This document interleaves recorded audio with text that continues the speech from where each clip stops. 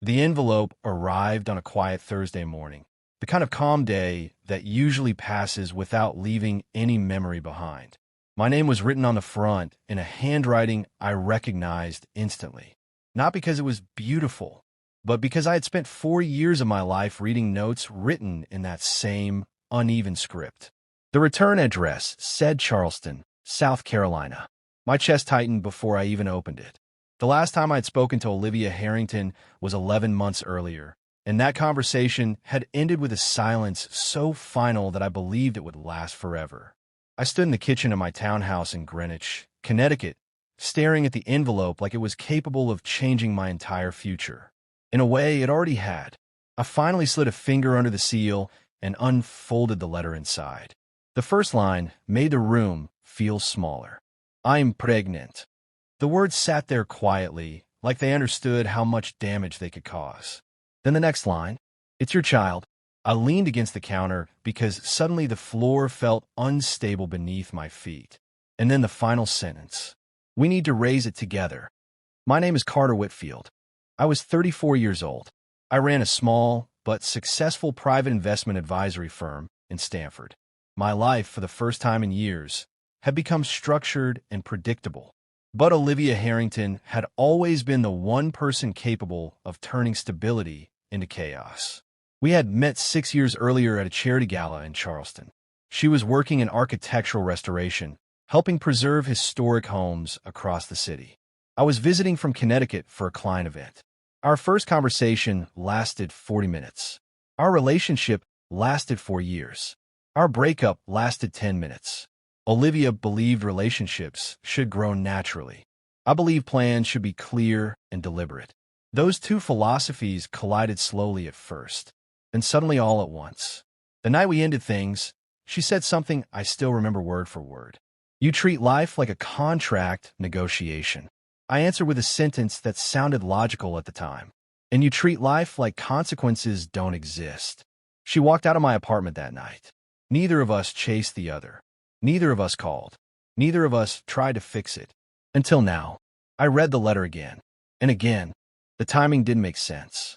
Our last night together had been almost a year ago. Pregnancy doesn't stretch that long, which meant something was missing from the story. I called the number at the bottom of the page. She answered on the second ring. Her voice sounded older. Not weaker. Just quieter. Qley. There was a pause that carried the weight of 11 months. You got the letter. I exhaled slowly. Yes. Another pause. Then she said something that changed the entire conversation. I didn't tell you sooner because I wasn't sure what I wanted to do. Before we go further, drop a comment and tell me something honestly. If someone from your past suddenly told you they were carrying your child after almost a year of silence, would you believe them immediately or would you question everything first? Because that exact question was now sitting inside my head. And neither answer felt safe. Olivia, I said carefully, when exactly did you find out? 7 months ago. That meant she had spent half a year deciding whether I even deserved to know. I walked toward the window and looked out over the quiet street below. Why now?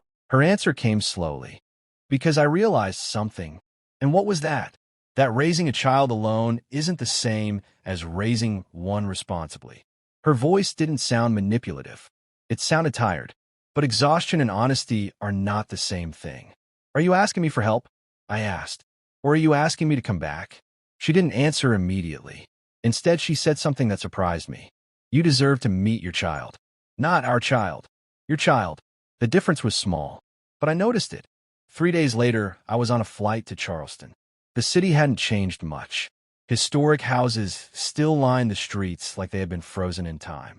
Spanish moss still hung from the trees like quiet witnesses. Olivia was waiting outside a small brick townhouse when my car arrived. She looked different. Not dramatically, but pregnancy had softened the sharp confidence she used to carry in her posture. For a moment, neither of us spoke. Then she stepped forward. I wasn't sure you'd come. I answered honestly.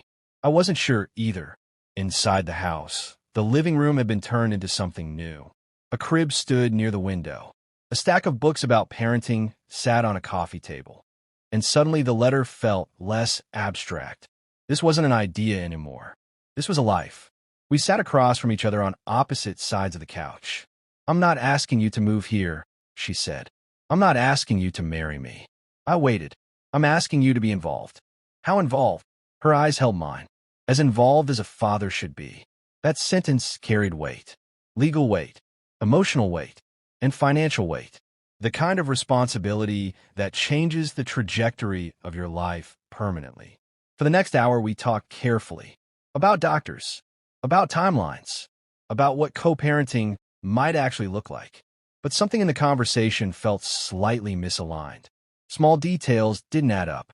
Finally, I asked the question that had been sitting quietly in the back of my mind since I read the letter. "Olivia." She looked up. "Are you absolutely sure the child is mine?"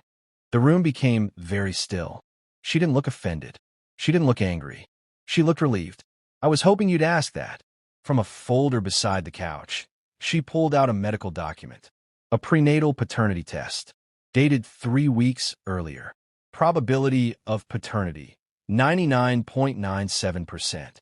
I read the numbers twice, then a third time, and the strange uncertainty that had been surrounding this entire situation suddenly disappeared. The child was mine. The question was no longer about truth. It was about responsibility, and responsibility is heavier. Before we continue, let me ask you something. If you were in Carter's position right now, would you try to rebuild the relationship with Olivia for the sake of the child, or would you keep the relationship strictly about co-parenting and nothing more? Because that exact decision was about to shape the rest of my life. I looked up from the paper. "What are you expecting from me emotionally?" She understood the question immediately. "I'm not expecting the past to come back." That honesty surprised me. "I am expecting maturity." 2 weeks later, we met with a family attorney in Charleston. Not because we were fighting, because we didn't want to fight later. The agreement was simple. Shared custody. Financial responsibility divided clearly. Visitation structured but flexible. Everything written carefully enough that misunderstandings would have nowhere to hide. It wasn't romantic, but it was respectful. 3 months later, our daughter was born. Her name was Eleanor Whitfield. The first time I held her, she wrapped her fingers around my thumb with a strength that felt impossible for someone so small. Olivia watched quietly from the hospital bed. Neither of us spoke about the past, because suddenly the past didn't matter as much. Parenthood rearranges priorities quickly. Over the next year, we learned something unexpected. We worked well as parents, better than we had worked as partners. Without the pressure of romance, our communication became clearer. Without unresolved expectations, our respect grew stronger. We were no longer trying to change each other. We were trying to raise someone together. And that difference changed everything. One evening a year later, we were sitting on the porch while Eleanor slept inside. Olivia looked toward the street and said something thoughtful. "You know something strange?" "What?" "We might have been terrible at being a couple." I nodded. "But we're pretty good at being parents." She smiled slightly. "Life doesn't always give you the relationship you expected." "No, but sometimes it gives you the one you're capable of handling." And for the first time since opening that letter, I realized something quietly important. Some endings don't destroy a relationship.